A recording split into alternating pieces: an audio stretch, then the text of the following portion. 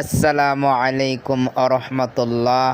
প্রিয় ভাইরা, আপনারা যারা সুন্দরভাবে ড্রাইভিং শিখতে চান অবশ্যই শামীম ফরাজি রেন্টেকারে যোগাযোগ করবেন, আমার সাথে যোগাযোগ করবেন। ভিডিওর মধ্যে নাম্বার দেওয়া আছে, আপনারা নাম্বারে ফোন করবেন।